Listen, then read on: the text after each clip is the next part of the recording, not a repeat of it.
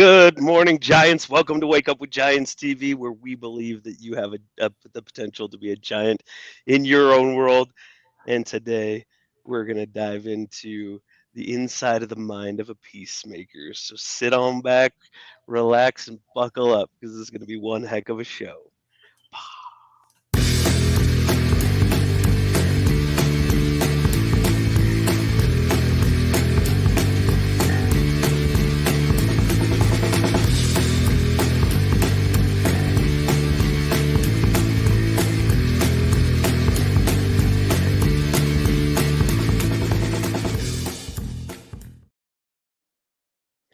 Good morning, Giants. Welcome to Wake Up with Giants TV. I'm Ryan Morris, co-creator of Wake Up with Giants TV and a tribe of giants and 12 Journeys coaching. And I am here with Nicholas T. Smith, the other half of that creation and the author of The Giants and the Smalls. So, Nick, welcome to the show. Glad to be here, man. Welcome to your own show. Yeah. Probably good that we're both here. Yeah, it is good. It's a good day. It's a great day. I'm on a couch today, so my screen is. I have to remember not to breathe or laugh the whole entire show. Right. So don't make me breathe or laugh. We'll be fine. I'll hold my computer still. Oh man, we got a great show, but before we do, currently we are at the Y Fellowship. That's a men's retreat that we co-collaborated with Amanda Monk, Kelsey Monk, and Brandon. How do you say Brandon's last name? Grow, because you grow when you're around Brandon. He gives the best heart hugs in the world, and so we're excited to be here live from Draper, Utah, with a bunch of dudes that are getting fed and they're growing and learning and our next event we have our Sum Gigante. What number is this one? 12? This is number 13? 12. Yeah, number 12. October 16th so that's coming launch. Right around the corner, 15 days from today. If you'd like information, go to 12journeyscoaching.com or a Tribe of Giants on Facebook. I'm sure we'll post a few things there as well. It's a great community. And if you haven't gone to our YouTube, go to Wake Up with Giants TV and subscribe and hit the alert button so you know when we go live every single dang time. Every single dang time. Every one of them. Right. So you don't miss guys like this today, because today we're going inside the mind of a peacemaker, which is good because I could use a little bit of peace so that I don't rage on somebody at some point. You know, well, it's probably good. Right? Better than that, yeah. So we're going to learn how to be peaceful today. Is there any other announcements too, Nick, that you had? I think that's it. You know, the SG program, our Sum Gigante program is the biggest thing. And we'll be starting that on October 16th. I would definitely be a part of that. It is a game changer for you. So if you're somebody that's starting out on the path, you don't have a framework on how to become a giant in your life, or you don't even know what that means, reach out to us and we'll have a quick conversation about it, because this is a powerful program that will change your life forever in a good way. So that would be our primary focus right now. Perfect. Yeah. Will you introduce our guest? I'd love to. Yeah. So today we're honored to have a truly global peacemaker with us, Douglas E. Noll. Once a successful trial lawyer, Douglas heeded a higher calling to become a beacon of peace. He's not only the award-winning author of De-Escalate, How to Calm an Angry Person in 90 Seconds or Less, but also a seasoned mediator helping bridge the most profound interpersonal and ideological divides. His work spans from international peace missions to empowering life inmates in maximum security prisons to be peacemakers themselves. Recognized as the California Attorney of the Year in 2012 and co-founder of Prison of Peace, Douglas is also the mastermind behind the Noll Affect Labeling System. So Douglas, we're glad to have you. Welcome to the show. Thanks, guys. My mother calls me Douglas when she's mad at me. So Douglas! First step in creating peace is say the right name, right? Yeah. We're glad you made me laugh already in the camera. So yeah, you are not in trouble. Doug, that's funny. We use a framework as we go through this show. Our vision is to inspire those on the other side of the screen. You'll see their comments come up, and you're welcome to grab any of those that speak to you. But to inspire each person that's watching this, to see in themselves their giantness. And what we mean by that is the absolute grandness that they have within them already that gets masked by the daily living that we have. And so we want to bring that out, and we do that through your story. And the framework that we use goes into the inner world first. So we like to go back to a period of your life where you weren't what you are today, where maybe you were non-conscious and you thought you were something else. And there was an awakening moment where you're like, oh crap, there's something else I want to do here. I saw your face there. Tell me about what just came up. Wow. Well, let me give you a backstory. And then there were a couple of two or three pivotal moments that really shifted my life and myself. I grew up, if you can believe it, I'm going to be 73 years old in 2 weeks. No way. Born in 1950. Yeah, I'm in really good shape. But I work hard to be there. But I was born with a lot of disabilities. I was partially blind, partially deaf, 2 club feet, couldn't walk until I was 3 years old, had bad teeth, left-handed. I mean, I got in the wrong. I have that problem too. Ryan's very, very left-handed. Yeah. Well, left-handedness wouldn't be so bad, except combined with everything else. I wasn't so disabled that they would put me in an institution somewhere, but people just didn't know how to deal with a child like myself.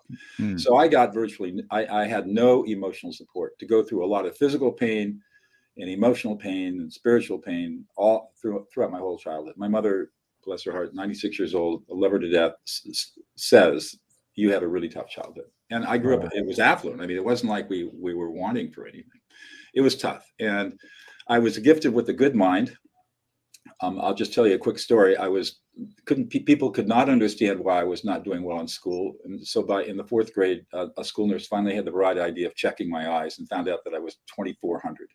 I mean, I was literally blind. I couldn't see, anything.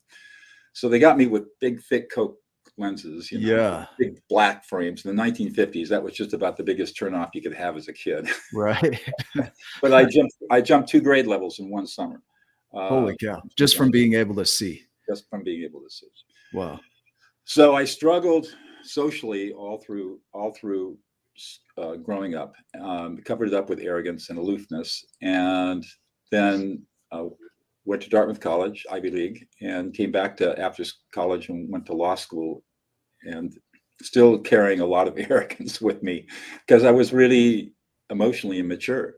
Yeah. And the arrogance, if you want to become a trial lawyer, having that arrogance is a good thing, but it's bad for just about everything else. And anyways, weird how that works, right? I know. I ended up being a trial lawyer for over 20 years, and along the way, I picked up the martial arts. I overcame all my disabilities just by hard work. Yeah, and some miracles in modern medicine, but eventually I took up the martial arts, and I earned my secondary black belt when I was 40. And my teacher told me to go study Tai Chi as a martial art. So that's what I did. And Tai Chi has 2 really interesting paradoxes. The first is the softer you are, the stronger you are. The more vulnerable you are, the more powerful you are. So soft to be strong, vulnerable to be powerful. This did not like that. It's powerful, but it is, I didn't compute. Here I am, a secondary black belt in a Northern Chinese animal, Kung Fu style. Our motto was, we break bones, not boards. That's my motto. I'm a hardcore trial lawyer, and I'm learning that I have to be soft and vulnerable, which is exactly the opposite of everything that I had thought was right. And I looked at emotions as being weak, and supreme rationalist as a lawyer. Needless to say, my personal relationships were not good. I had a marriage that was not happy and had difficult times in relationships. It was tough. So can we pause for a minute? Because you're hitting on something that I think is very valuable. In our retreat this weekend, we've been focused on vulnerability as a strength. conflict. Right. And for men, there's this big push to be the tough guy, stoic, right? Total bullshit. Yeah. I just want you to say that louder, right? Because it's total bullshit. Yeah. I want to get into this with you guys later on when we start talking a little bit more about my work and what I do. Okay. But I'll just start off by saying right now, we have been lied to for 4,000 years. Yeah. Beautiful. Philosophers and theologians have told us that what makes us human is our ability to reason and rationality. That is absolutely a lie. It's not true. What neuroscience establishes beyond any question today is that what makes us human is our emotions. We are emotional beings. And we've gotten into this trap of thinking that emotions are bad, they're weak, they make us vulnerable, which is bad, they're irrational and even evil. Yeah. And so we are denying our own humanity, when in fact it's our emotions that make us most powerful. And the thing that's so crazy is I teach a graduate course at Pepperdine University in decision making, and I teach my students that there's no such thing as rationality. Every decision we make is an emotional decision. So if we are emotional beings, why the heck are we denying, especially as men, why are we denying who we are as rational beings, as emotional beings? All it does is hurt us, and it hurts everybody around us. Yeah. But there's a social pressure with that. You talk about 4,000 years of education to be the strong man, the stoic man. There's a much better, I'm getting excited. A much better way of being. Oh, me too. I want to take you through my journey because what I learned is available to every human being on the planet, and it will absolutely transform your life. I love it. Embrace this simple idea that will completely change everything. Yeah. So I'm a trial lawyer, secondary black belt, studying Tai Chi. Finally, this paradox, soft to be strong, vulnerable to be powerful, soaks into my soul. And I'm in a courtroom one day, cross-examining somebody in my own inimitable, aggressive style. And the thought comes to me, what the heck am I doing in here? And after that trial, I had a whitewater trip planned up in Idaho. And so a bunch of friends and I were running the Maine salmon. And I spent the week thinking about how many people I'd served as a trial lawyer. And I could only count 5 clients that actually came out of the system better than going in hundreds of cases. And I said, I'm not going to go another 30 or 40 years and only serve 20 people. That's just not who I am. So my trial days are over with, but I don't know what I'm going to do.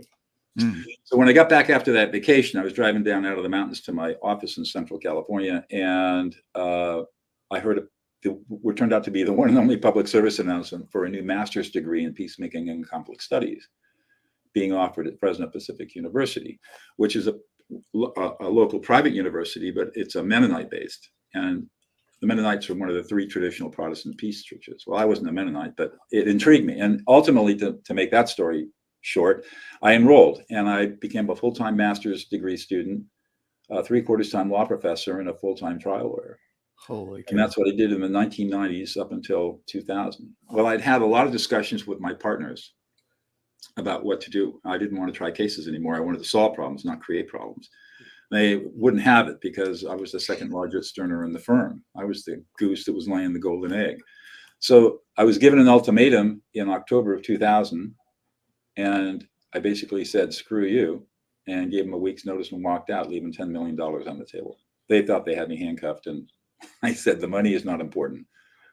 And I walked out and started my own peacemaking and mediation practice. Wow. Wow. My marriage fell apart in 2004. Not surprising, considering how immature I was emotionally. And one of the first big moments of my life came when I live south of Yosemite in northeastern Fresno County. Yeah. And right now my commute is, to the degree that I have one to go to the mailbox, which is 2 miles away, is down a dirt road and then a 1-lane road. I bet the traffic is terrible. Yeah. 20 miles before we get to a freeway, right? Yeah. But I had ended up moving way back up in the mountains and in a little one bedroom cabin up there. But I drove past the turnoff to my old home, which was on 20 acres, 4,000 square foot home. I mean, there was a time when I had it all: big car, big house, big everything. And all of a sudden I felt this huge wave of grief come through me, uncontrollable. And normally I would push it down, but this time I had time and I said, I've got to deal with this. So I pulled over onto the side of the road, on a country road, and I just let myself feel the grief. And it filled me up. I mean, and it got to the point where I just said, I'm going into it. I'm going to go into it. I'm not going to let go. I'm not going to push it back. And I just kind of like dove into this black abyss. Yeah. And there was a time, I felt like I was going to be annihilated. I literally felt existentially like I was not going to. That was it, right? Came out the other end. The grief was gone, and I was a new man. All of a sudden, I realized that embracing my emotions was the most important thing I could do. And never, ever again should I repress emotion because it was bad or evil or wrong or not manly or anything like that. And that was my first big moment. I'd been studying emotions from a neuroscientific perspective because part of being a peacemaker is understanding what's going on in the brain when people are fighting and arguing. Right. And what can I do as a peacemaker to help their brains realign themselves so they can find peace? But the one thing I didn't have was a tool for calming people down. I had taken all kinds of listening courses, therapeutic listening, active listening, nonviolent communication, you name it, I took it. It was all bullshit. None of it worked. It was all based on 1950s psychology that has no science behind it. It's still taught today universally. I can't believe it. I don't know why people teach stuff that doesn't work. I guess because they got to teach something, and better it is we teach something that doesn't work than nothing at all. I think that's the theory. Anyways, I had a really difficult conflict in 2005 that I was dealing with. It was a divorced couple who were fighting, had spent $50,000 each in attorney's fees on an $18,000 problem. And when they came to me, they were so spitting mad at each other that if there had been knives on the table, there would have been blood on the floor. And they just started screaming at each other. And I sat there and looked at them, what the heck am I going to do with this? And I let them scream, because it's exhausting to scream. And I think, well, maybe they'll wear themselves out. Right. But the thought came to me, listen to the emotions out of the blue. It was just a culmination of all my research and all my experience and my own personal journey. Listen to the emotions. So I stopped them. I kind of do my Moses parting the sea, sit down and shut up. My voice down. And I had them listen to each other's emotions rather than their words. And I started with the wife, Susan, and I said, Susan, I want you to listen to John, and all I want you to do is tell us what he's feeling. And she stumbled a little bit in the beginning, but within a couple of minutes, she started to get it. The temperatures dropped like a rock. Wow. Holy and she went from being a victim to being empowered. He went from being angry to being sort of entranced with her. Right. We got through his story, and then we switched roles, and he listened to her emotions as she told her story, and listened and said, you're feeling this, you're angry, you're frustrated, whatever it might be. Yeah. And not the words at all. Not the words at all. No words. And that got me to the secret, which we'll get to. That is amazing. At the end, he put his face in his hands like this and started sobbing, really deep sobs. And he finally got up and blew his nose and wiped his eyes and looked across the table and said, that's the first time you've listened to me in 25 years. Holy crap. And they settled the case without me right there in front of me. Walked out holding hands and had lunch with each other. You could have picked my job for the forklifts. Well, I'd known what I did. Yeah. I had known what I did. And so I started testing it in other conflicts, and I got the same result. Immediate de-escalation, and people calmed down. Then in 2007, Matthew Lieberman, neuroscientist at UCLA, published a seminal paper on affect. It's called affect labeling. That's the skill, and showed what happens in the brain. And what his brain scanning studies show is that when people are escalated, their emotional centers are so escalated around the amygdala and the hypothalamus, the limbic system, that it overwhelms the prefrontal cortex, and the prefrontal cortex shuts down. And now we're just reactive animals. We can't think anymore. So what affect labeling does is that as you affect label somebody, the emotional centers of the brain come down, but more interestingly, the right ventrolateral prefrontal cortex, which has to do with empathy and executive functioning, rises. So it's opposite effects. And literally, will you define affect real quick? Yes. Inside of that. Thanks. Yes. Yeah. So, but anyways, the point is that the science now shows that why the practice works. So affect, it is the feeling of pleasantness and unpleasantness that we have in every moment. Yeah. And here's the thing that's really interesting. We are not born with emotions. We are born with affect. And there are 9 basic affect, 2 positive, 1 neutral, 6 negative. And it's if you can think of an artist's palette, where you have the three primary colors, black and white. Out of that, a talented artist can create infinite number of tones and colors. It's the same thing with our brains can take our non-affect with intensity and duration, or intensity, duration, and valence, positive, negative, neutral, and create this amazing tapestry of emotions. But we have to learn how to do that. And we really start learning how to do that at about around 18 months, when the emotional centers of the brain start to mature. Up until that time, babies are pretty much just affective creatures. That means that they feel pleasure, they feel pain, they react to it. They don't think about it. It's just part of the reactive stuff. Dogs and cats, no emotions. They have affect. Clarify the distinction there, because that comes up a lot in the work that we do, is emotion versus affect. Can you create more of a distinction there? Yes. So emotions are cognitive constructs that we have to create. We have to actually create a database of emotions to associate with specific affective experiences. So, for example, you could take awe, the emotion of awe, which is a combination of fear, surprise, joy and happiness, and it can even have a little touch of disgust in it.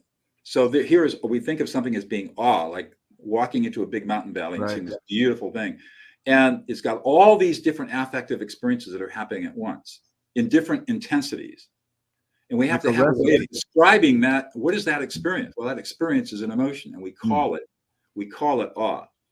So the emotion is the concept that describes a very specific affective experience that we have. So if we looked at affect as the subjective, not even subjective at this point, because it's a physiological response, right? That's correct. So it becomes subjective at the moment we label it, and then it becomes objective when others can relate to that word awe or whatever we might call it. So that as a collective, I would say that it's never subjective. It's always subjective, but we are taking it from an inchoate feeling experience, biophysiological experience, and we're interpreting and we're concretizing it into something that we can now. And the beauty of turning affect into emotion is that now we can be consciously aware of it. Yep. Where we are not consciously aware of affect, but we can be consciously aware of our emotion. We can draw an inference about what caused the inference, or what caused this experience. We can look around and make decisions about what to do with it. What am I going to do because I'm so pissed off? And then, most importantly, we can communicate it to somebody else. No other animals can do that.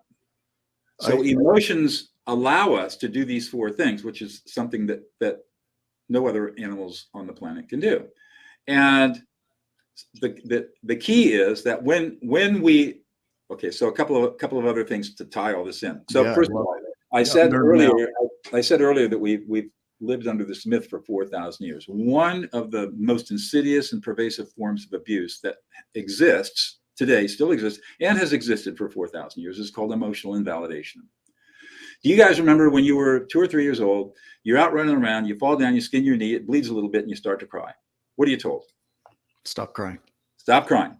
Yep. You are told from the time you're a little baby all the way through life, don't feel emotion, don't be emotional. That's called emotional invalidation. And as a result of that, we all suffer from a condition known as adult normative alexithymia. The inability, this is a normative part of our culture, it's the inability to understand, feel, and express our own emotional condition. And when we cannot do that, we suffer from low emotional intelligence, the inability to have good relationships, the tendency to fly off the handle, to feel strong negative affect, the inability to make good decisions. I mean, the list just goes on and on and on and on about the problems of adult normative alexithymia, which everybody has, because we were all brought up in this stoicism and this idea of don't feel anything and keep a stiff upper lip. Worst thing we can do.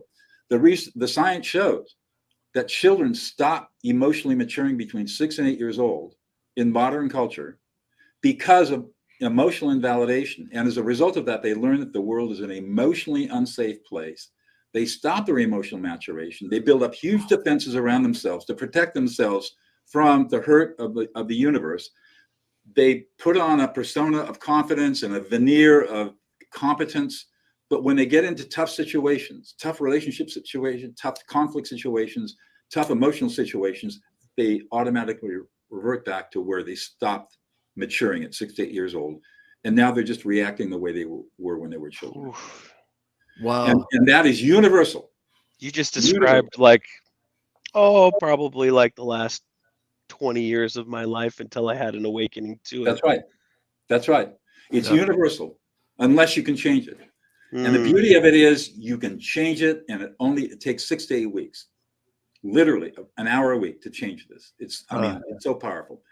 So here we've got all this conditioning around emotions that causes us to not cognitively grow properly. We don't have an emotional database, which is the idea of having all these emotional words associated with different affective experiences. And so some people can't even speak it, right? They don't know how to put language to it. That's right. And that's why so many times you'll see people, I'm so mad I can put my fist through a wall, and some people put their fist through a wall. That's affect.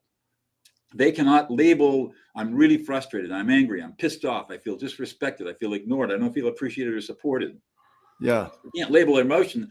And all they can do is act out, because the body needs to respond to the affect. That's the whole purpose of affect, is to have us respond. If we can't label it, if we can't identify what it is, then we're going to behave, and we can behave in ways that are antisocial and counterproductive. And I've worked in prisons for the last 15 years, and obviously the people in prison are at the far end of the extreme. Right.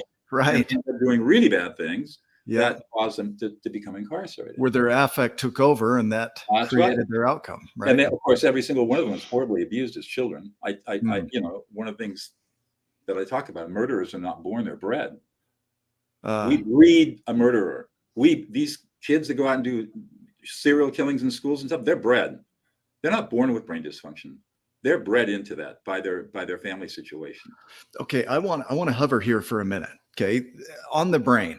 When we do our 12 Journeys program, we talk first on the non-conscious journey, which is giving understanding to the brain and how it works and how it creates neural pathways and how the glial cells support that, and how it's all conditioning during the first 7 years of life. It's all programming, and it's at a rapid pace, and there's no exclusion of anything. It's really just absorb, absorb, absorb. And so when people come to this world, people think, oh, my brain is broken, I'm dysfunctional. But the brain is working exactly as designed. The only problem is that the programming that's gone into that's exactly is where the flaw is, right? That's correct. Now there was a small percentage of people that are unhappily born with brain defects, but that's a very, very small percentage of people compared to the general population. It's all programming. It's all nurture, not nature. Anyways, so let's talk about how to fix all this. The skill that I developed out of that epiphany in 2005 is called affect labeling, and it's a 3-step process. The first step, and let's say, when do you use this process? Well, you can use it on yourself whenever you get upset, or you can use it on somebody else. So you've got self-affect labeling and third-party affect labeling. I might also say that, before I get into this, to stay at 50,000 feet for a second, two types of listening: type 1 listening, type 2 listening. Type 1 listening is the kind of listening that we engage in all the time. It's listener focused. I'm interested, for me, what you're saying, or maybe I'm not even hearing what you're saying because I'm thinking about the next thing I'm going to say. It's totally focused on myself. Maybe I'm questioning, maybe I'm asking questions, maybe I'm trying to sympathize with you, but I'm not listening from your frame of reference. I'm listening from my frame of reference. That's the way most people listen. Type 2 listening. I heard you exactly that way right now. Type 2 listening is very different. Type 2 listening is focused totally on the speaker. So my job as the listener is to make sure the speaker feels heard from the speaker's frame of reference. And so whenever I'm using type 2 listening, I'm going to use a you statement. I'm never going to use an I statement. None of this, what I think you're feeling or what I think you're saying, none of that bullshit. That's active listening, Gordon Thomas stuff from 1950s. Junk. So we're going to say you. So now we're in a process where I'm confronting an angry person. I'll take you, Nick. So let's just say you're really angry. I'm going to ignore you. I'm going to ignore your words. Only in driving. I'm going to pretend he's in his car. And I can ignore your words because I've heard those angry words before. There's no new news here. I can afford to ignore them. I'm going to read your emotional data field. Your emotions are just like data on a spreadsheet, and our brains are hardwired to be able to read and interpret what other people's emotional experiences are. This goes back to evolutionary biology, and it's fascinating how this developed. Oh. But our brains are hardwired. The problem is, over the last 4,000 years, this innate ability is never activated because emotions are evil. However, we do have the ability, and it can be activated. So I'm going to read your emotional database. I'm going to read the emotions that you're experiencing. And then the third step is I'm going to reflect back your emotion with a use statement. So I would say something like this. I'd say, so Nick, man, you are really pissed off. You're frustrated, angry. You feel completely disrespected. You feel ignored. You don't feel heard, and you feel unsupported and unappreciated. Oof.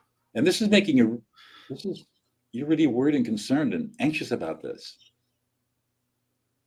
And, you know, the whole thing is just disgusting. You're just disgusted with the whole mess. And, you know, you're feeling a little embarrassed because you've been so reactive about it. You're sad and upset and distressed. And sometimes you feel like it's completely hopeless. And at the very bottom, you feel completely abandoned and alone and rejected and unloved. And you feel completely unlovable. And it just really pisses you off.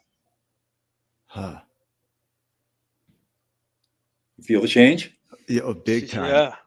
Big time. I wasn't even mad before, and I feel better. Yeah.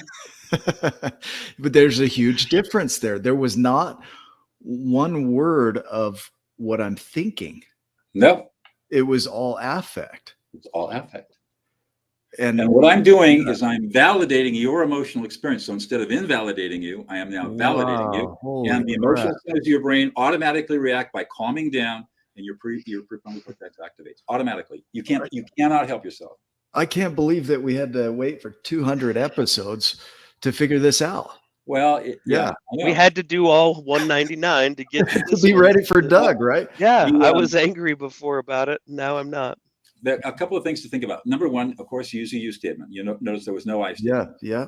Number two, never ask a question. You would never ask, are you angry? Statements. And the reason you're making statements, declarative statements, the reason you don't ask questions is because if somebody's upset, their prefrontal cortex is offline, they can't answer the question. And all they're going to do is get more frustrated because they can't access their emotional database. So there's no answer. God damn it, yes, I'm frustrated. You know, I mean, they'll come back and get even angrier. Right. So don't ask a question. You don't need to. You're good enough. Your brains are good enough to read the other person's emotions. And you work on this. You do this. Yes, I do have a book on this. Yeah. Called De-Escalate, How to Calm an Angry Person in 90 Seconds or Less on Amazon. De-Escalate. Yeah. De-Escalate. Ryan, will you grab the link for that? I will. Thank you. You de-escalate. You do this process of affect labeling until four things happen. One, you get a nodding of the head. Yep. Two, you get a statement like exactly or yeah. Three, a dropping of the shoulders. And four, a sigh of relief. These are four involuntary, unconscious relaxation responses. And when you get those responses, you've calmed the person down, and now you can move on to problem solving or whatever decision making, whatever you need to do that caused the emotional experience to occur in the first place. It takes about 90 seconds. Yeah. To calm somebody down.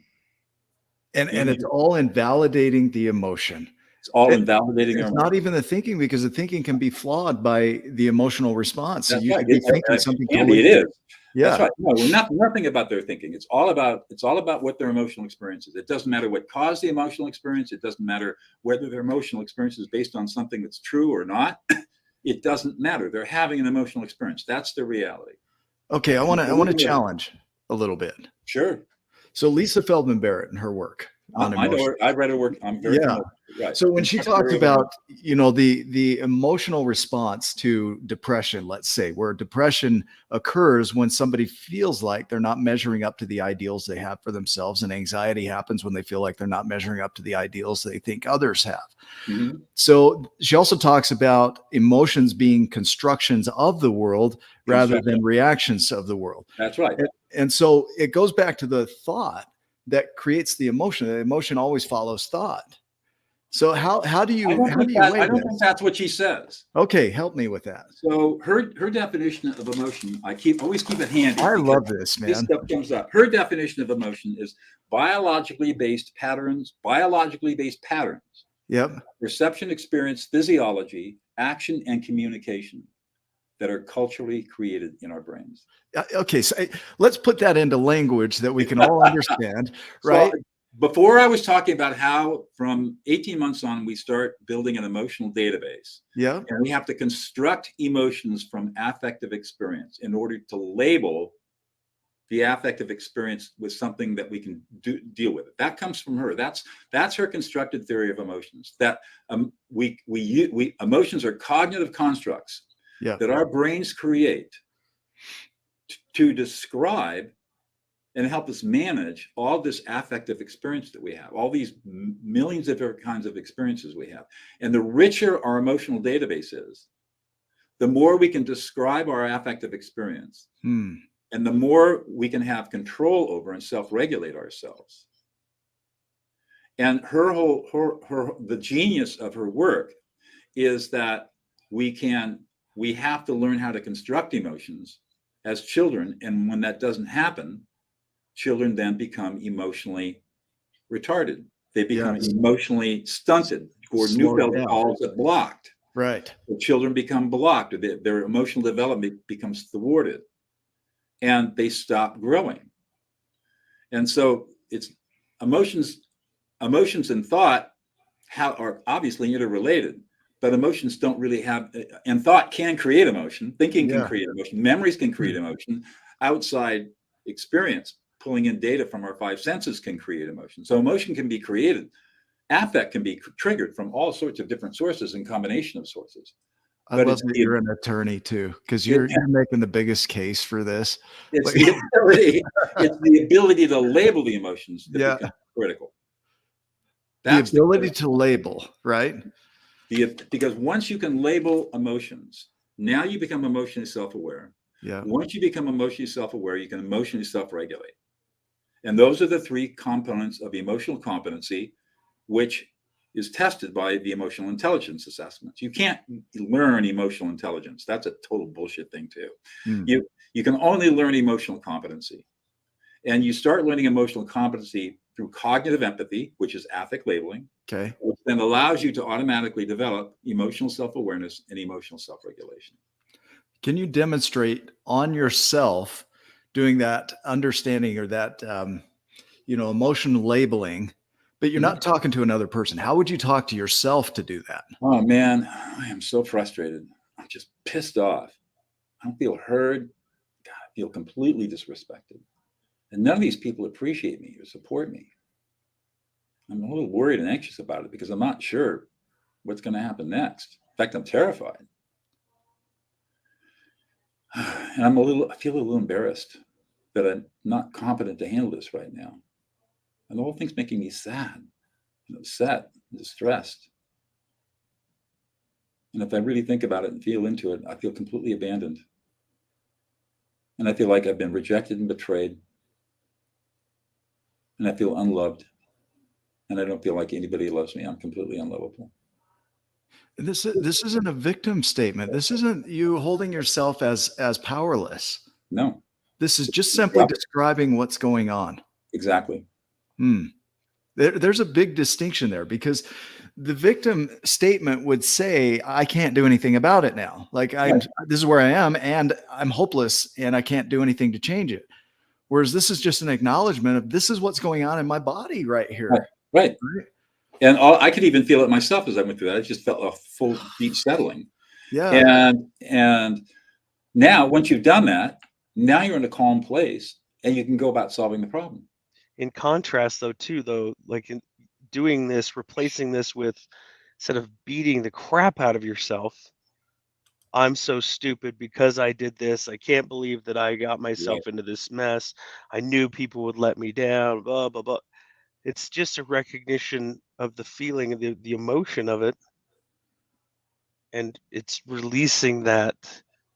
And like you said, then I felt calmer from you saying that again. Right. I want to create another distinction here, because what you just said, Ryan, ties into this. Is I would like you to create a distinction between judgment and describing.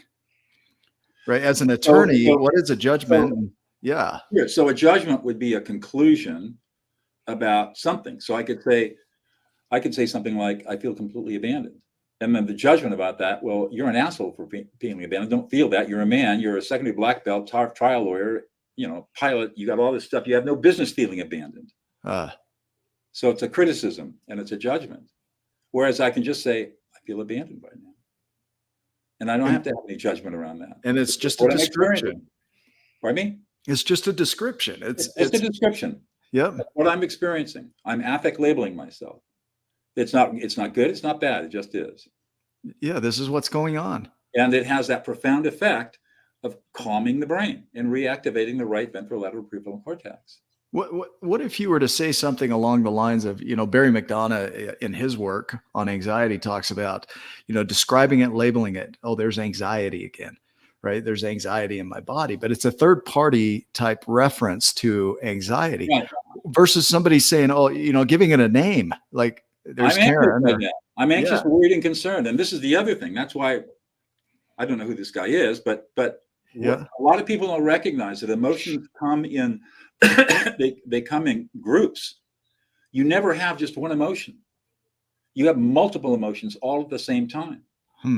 And so when we're affect labeling somebody, when I'm working on de-escalating an angry person, I recognize there are 7 layers of emotions, and they're going to probably be experiencing 10 or 12 emotions all at once. They all come together in a conflict. And what I have to do, and what I teach my clients to do, is to go through and label every single emotion until people calm down. So it's not just anxiety. Anxiety is at the top.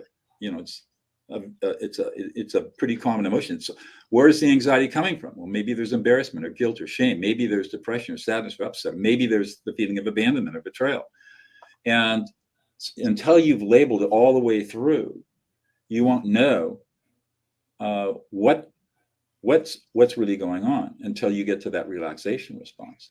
There's an idea in vitamins called adaptogens, right? Mm-hmm. That your body takes what it needs and gets rid of the rest. Right. But everything's in there, And so as you're going through these labels and you're identifying which ones are present, you might go through, like you said, all of them to arrive at the ones that are there. And that's where the adaptogen would come in. Is we're going to use the ones we need right here.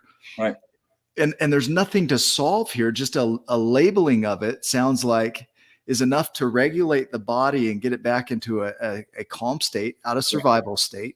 Correct. To where you can actually do your work. Correct. Right. And that's right.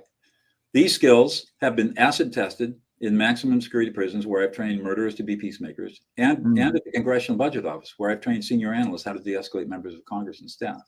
It works on every human brain. And it doesn't matter where you are or what your station in life is. It's not cultural. It's not societal. It's not language. It works cross-culturally. It's not based on gender. It's not based on color of your skin or your religious ethnicity, values, and beliefs. It's totally physiological. Every human brain will respond to this. It has to. Let me ask you this. When I'm going to give you a framework, and you poke holes in it where you think you need to poke holes in it, and maybe help us clarify. We do our root journeys around non-consciousness, identifying the brain and how it works and how programming occurs in the brain. Then we go to awareness as the first step in change or transformation. If you don't know you're doing it, there's nothing to do. But once you know you're doing it, then you can start to move through it. We talk about the importance of affect or grief. We call it grief journey because grief is the heavier emotions, gravate. And so we talk about the weightiness of emotions and the importance of feeling those emotions to move through those emotions.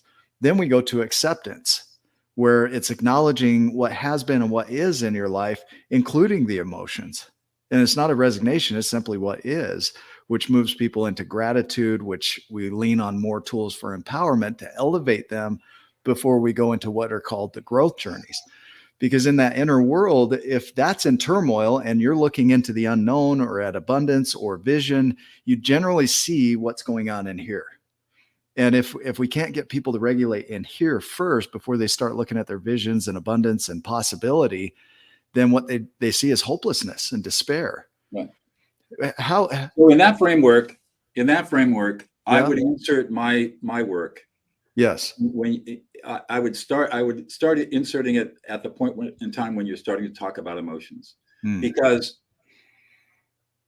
we're not taught how to listen to or become aware of emotional experience, either somebody else's or our own. And what my process does very simply is help us build that database of emotions and allows us to become self-aware and to become aware of other people's emotions. That's the foundation. Once you have that skill, which sounds like it would fit in kind of step number 3 or 4. It would. It'd be right between awareness and affect. That's where that would be taught. Everything else underneath that will flow naturally, effortlessly, and easily. Because once we get this emotional awareness, we have the vocabulary and we have the ability to perceive emotions in ourselves and other people, then everything else that you're talking about just automatically happens without effort. And so that's where I would see this fitting in. How important is acceptance? You're going to accept automatically. This is what the beauty of this is because once you start affect labeling people, they will show you extreme gratitude. And because you have validated it, I call it listening other people into existence.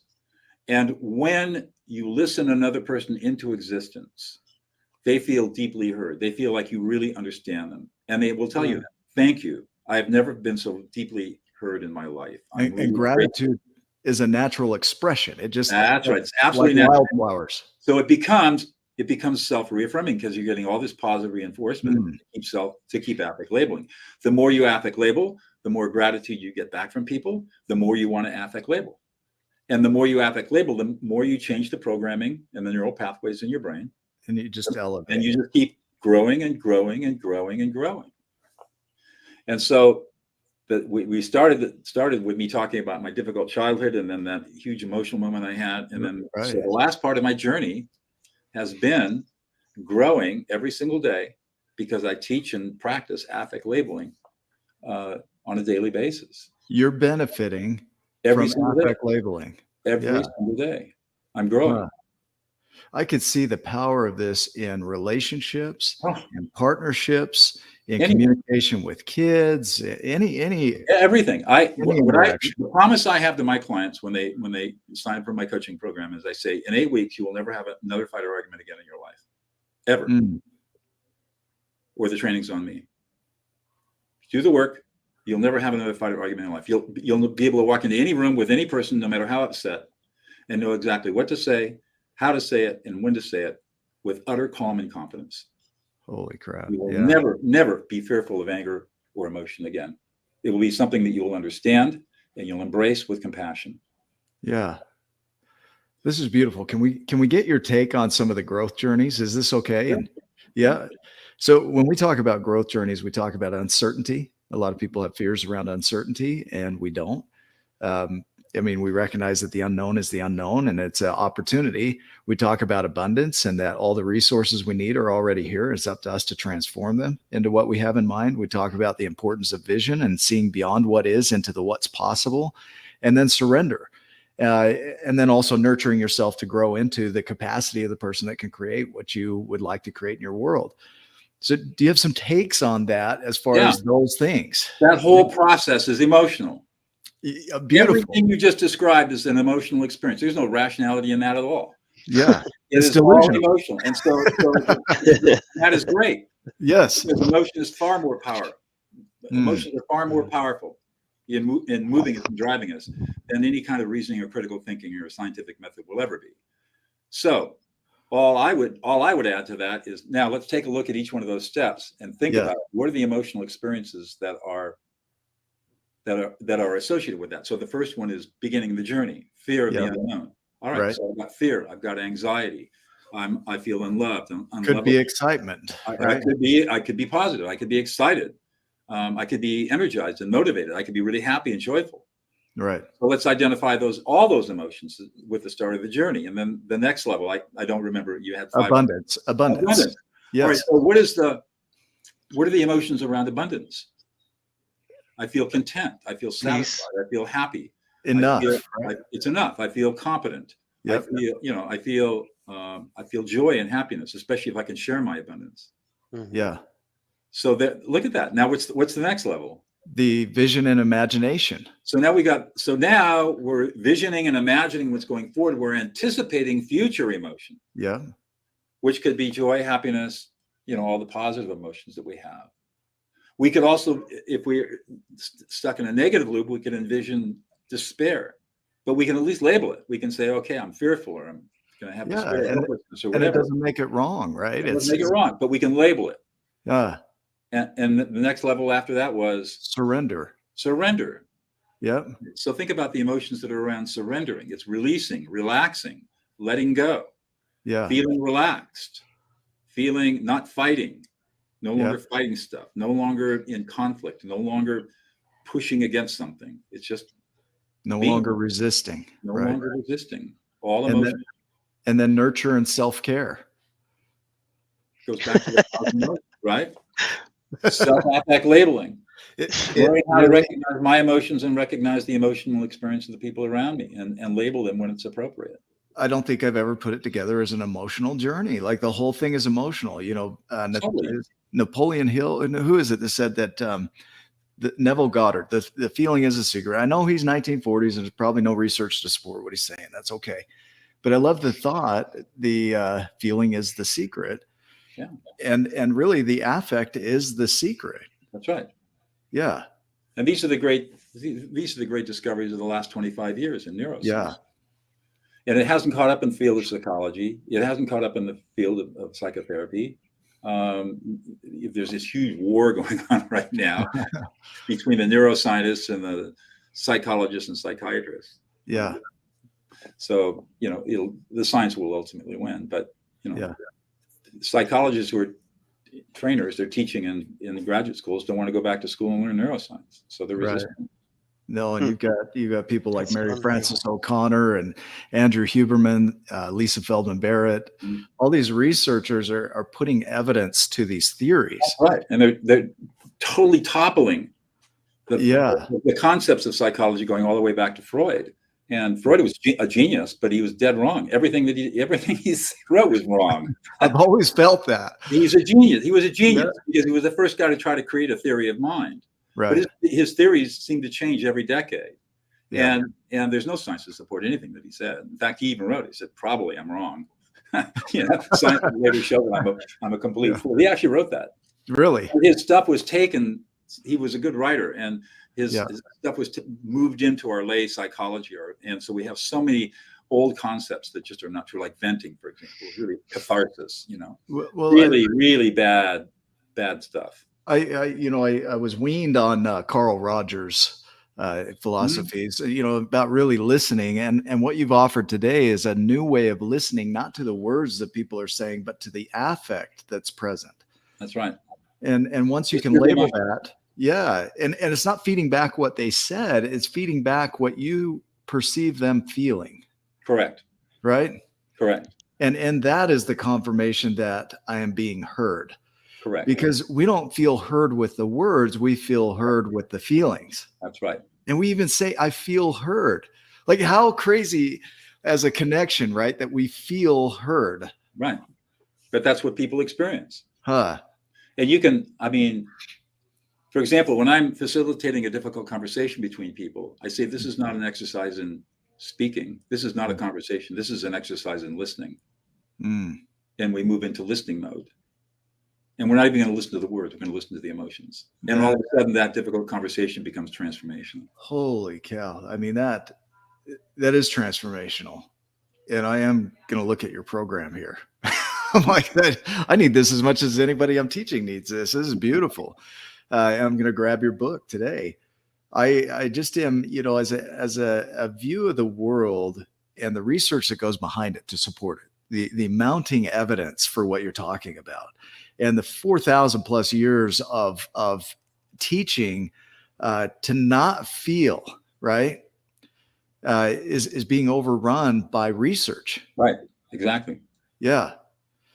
And our mission now is to put all the science into something that's digestible and useful, duplicable, replicable, teachable, and spread it out as far as wide as we can. I mean, if every parent used these skills with their children, we wouldn't have prisons in 20 years. Wow. That's a bold statement. Yeah. You say that again. If we could teach parents, all parents, and what's interesting is parents are unwilling to learn this. I've busted my pick trying to get young parents to do this. They have no interest in it. Yeah. But if we could teach them how to affect label, and they started affect labeling their children at 2 and 3 years old, and were consistent with it throughout childhood and into young adulthood, we would not have prisons, or we'd have a lot less than we have today. Yeah. Every single person in prison is because of emotional dysfunction. Yeah. Wow. And the studies show that when you affect label your children, by the time they're 12 years old, if you've been consistent about it, you've been an emotional coach to your child, teaching them how to build emotions. Right. When they get to 12 years old, they're typically 2 to 3 grade levels ahead of their peers. Yeah. They've got the emotional maturity of a typical 21-year-old, and they have incredible resiliency. That is all you have to do is validate their emotions rather than invalidate them. That's all you have to do. Emotion dysregulation is I think the biggest hurdle that we have is you have these people who are emotionally immature, not because they can't learn it, just because they maybe are unwilling. Yeah. They haven't been taught. Yeah. Or they've been brainwashed by 4,000 years of philosophical and theological crap. I mean, Augustine was horrible. Yeah. He said, what Augustine wrote, listen to this. I mean, he said, the only way you can get to heaven is through reasoning. Women can't reason, therefore women will never go to heaven. Holy crap.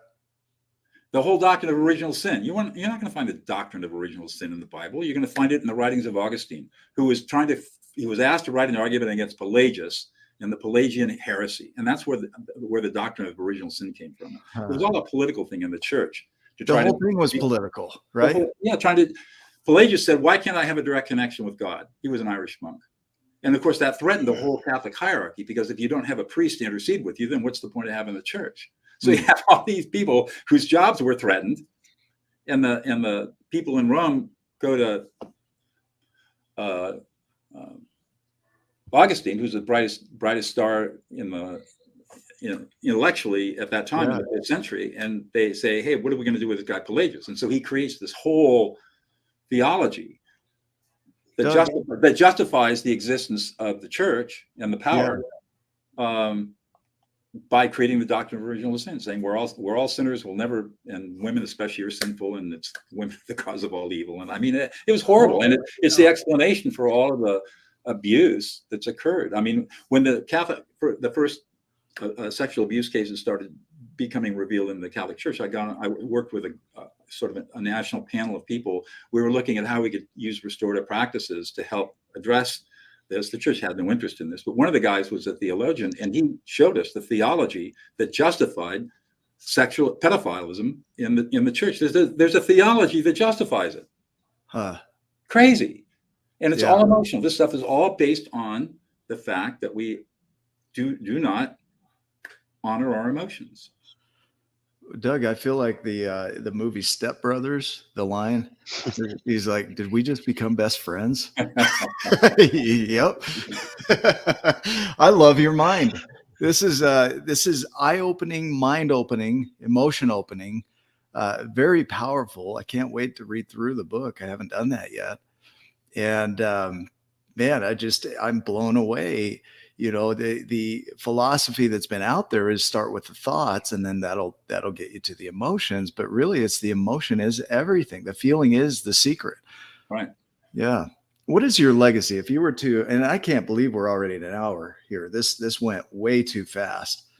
But if you were to talk about your legacy, your gift that you're leaving while you're alive, you're giving it away while you're here, and it'll be here long when you're gone.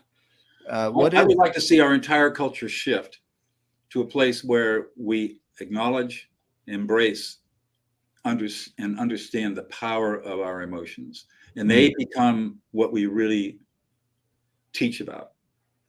We don't have to teach about knowledge anymore because we've got ChatGPT that can answer any question. Right. Now you're really best friends. Education now has to become about how do we grow our brains properly. Right. How do we learn how to listen to each other, listen each other into existence? How do we learn how to calm each other in moments of intense emotion? How do we become the leaders that everyone wants to follow? And we do it all through just learning these basic skills. And my legacy is going to be leaving these skills for other people to propagate throughout the human population around the world. You can never outsource emotion. You cannot outsource emotion. AI cannot duplicate emotion. Nope, it cannot. It is a completely original human thing. That's right. And so there will never be a machine replacing my work or your work. Right. And so that really is where the work is, because knowledge can be duplicated and all these other things can be outsourced, but emotion can never be outsourced. Right. Yeah. What a powerful work. Is there anything else you'd want to share with our viewers today? I'll just simply say that if you want to learn more about my work, you've seen my website screaming down. I'm totally available. I'm a solo practitioner. I have no staff, no anybody, no entourage. So you can email me at doug@dougnoll.com. I answer all my own emails myself. And you've got the book, online courses you can get on the website. I do coaching. My coaching is limited to teaching these skills. Coaching, facilitating difficult conversations. If you've got a difficult conversation that you have to have but can't because you're afraid of it, contact me. In fact, I'll even do it for free if we can live stream it onto YouTube and we can show the world how to take a difficult conversation. Let's do it. Why wouldn't we do that? Let's do that here and we'll live stream if you're open to that. I can do it. Yeah, I'm happy to do it whenever. If you've got somebody or you guys have somebody in your lives that you got to have a difficult conversation with, we'll absolutely do it. Yeah, beautiful. In the moment. I think we have a room of 4,200 at least guinea pigs that would be willing to do that. So I'd be willing to do it. Yeah, absolutely. This is beautiful. Ryan, thoughts as you hear this? Yeah, I feel grief for not having heard this before, and I feel sad that I didn't hear it before, and I feel hope and excitement that I'm hearing it now. And I feel gratitude for Doug sharing this, because the effect will affect my life forever. And I'm so grateful that this happened right now with what we're doing with these men that are here, and not just the men that are here, but all the viewers. And then we have a goal, Doug, to impact 100 million lives. We realize that's not the entire world. But once we hit that goal, we'll celebrate and raise the goal. Then we'll hit the 8 billion. There you go. But I sure appreciate your time and energy and the sacrifice that I mean, you walked away from, you left $10 million plus on the table, walked away from everything to follow this because of the difference that it's made in your life, and it's made an impact now in ours, and we can then be the ripple effect and continue this on. So we appreciate this. This is the best program that I've ever heard, and thanks. I appreciate it. Let me just say, Ryan, do not feel despair or shame or upset that you haven't learned this before. This is new knowledge. It's brand new. Yeah. We can't beat ourselves up for what we didn't know before and what was not known. All we can do is celebrate that we now have new information that's radically transformative, radically different. It's counterintuitive and counter-normative, but it's correct. Yeah. And our job now is to overcome that counterintuition, counter-normative feeling that emotions are bad and rationality is good, and overcome that and help people jump into the beauty of their emotions. And that's the beauty going forward. Yeah. I'm blown away. I can't wait to learn more from you. Right. And we will. I'd have no doubts we're going to create that. Okay. And for those that are watching today, reach out to Doug. Like, what a gift. What a gift to have access, right? Access is the biggest thing when it comes to abundance. Abundance is always around you. Now it's access, and this is access. This is creating that access. And so reach out, use this information to change your life and transform your life. If you need help, reach out to one of us to help you do it. If you can do it on your own, do it on your own. Go grab the book and do it on your own. There's no wrong way to do this, but now that you know better, this is Maya Angelou's work, right? You did the best you could with what you had. Now that you know better, you can do better. That's right. And so you are exactly where you're supposed to be. I think of all that had to happen for you to be on the show today and the timing of it with our men's group and everything else that we're working on. Like, this is just a launch pad for that. But we had to have somebody cancel on us for you to even open up to the position. And we had, I can't tell you, we had probably 20 people that signed up to be on our program, and you landed on today, right? When we reached out and we said, we need people for the show, we had reached out to you prior to that, and you were the one that locked in today. There are no accidents. I think we needed this right now for our men that we're teaching and all of our viewers. I mean, we have mostly women in our group, powerful, incredible women. And this is for them. This is for the men. This is for any human that's ready to tackle their emotions and move forward in their lives. And so we're just extremely grateful for you. You're welcome. And for those that are watching, thank you for your comments that do make this show. I can't believe we're at an hour. That blows my mind already. You know, Doug, stick around at the end. Once we go through, stick around for just a second at the end. I'll stick around for as long as you need me, guys. All right. Awesome. Okay. For everybody that's watching, thank you for being a part of the show. We love you. Make sure you share this with somebody that you care about. Tell them about Doug and his work and what he's up to, and share this episode, because this will be a game changer for anybody that watches it. We're grateful for you and what you make this community into. If you haven't subscribed to YouTube yet, go do that, to our channel. And as always, go make it a giant day. Love you too. In the next episode.